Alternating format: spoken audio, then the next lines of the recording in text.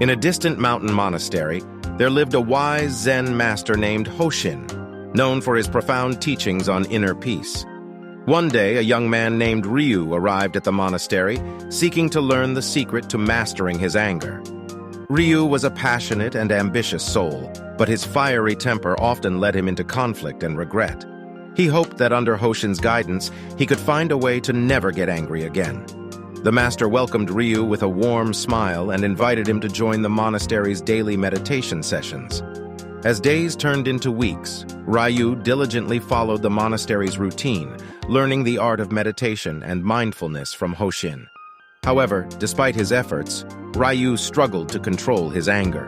One evening, after a particularly frustrating day, he could no longer contain his emotions and lashed out in a fit of rage. Feeling defeated and ashamed, Ryu approached Hoshin the next morning with tears in his eyes. "Master, I have failed. I can't seem to conquer my anger no matter how hard I try."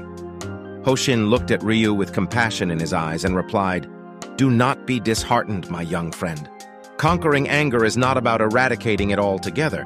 Instead, it is about understanding its nature and learning how to respond wisely."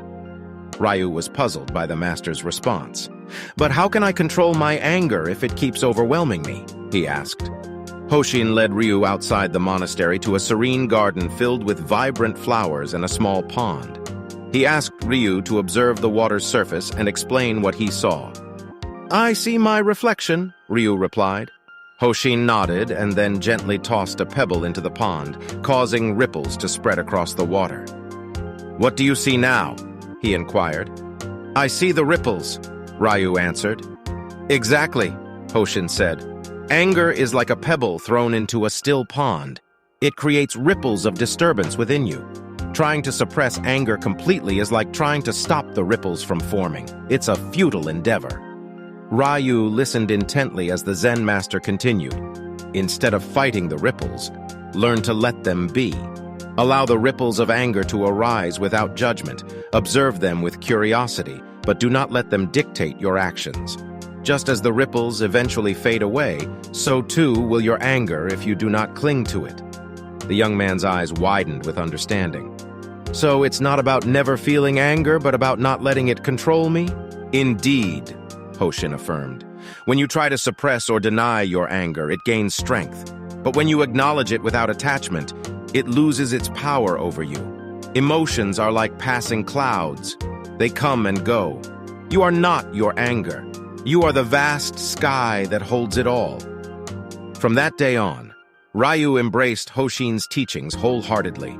Whenever anger arose within him, he took a deep breath and observed it without judgment. He allowed the anger to run its course, and in doing so, he found that it dissipated more quickly than before. As months turned into years, Ryu's anger diminished significantly, and he became known for his calm demeanor and compassionate nature. He continued to practice mindfulness and meditation, mastering the art of non-attachment to his emotions. In time, Ryu became a respected Zen master himself, guiding others on their journey to inner peace. He often shared the wisdom passed down by Hoshin, teaching them that true mastery of anger lies in acknowledging its presence but refusing to let it control one's actions. And so, the lesson spread far and wide. Never get angry doesn't mean suppressing anger, but embracing it with mindfulness and compassion, allowing it to flow like ripples on a pond, and eventually dissipate into the vastness of the heart.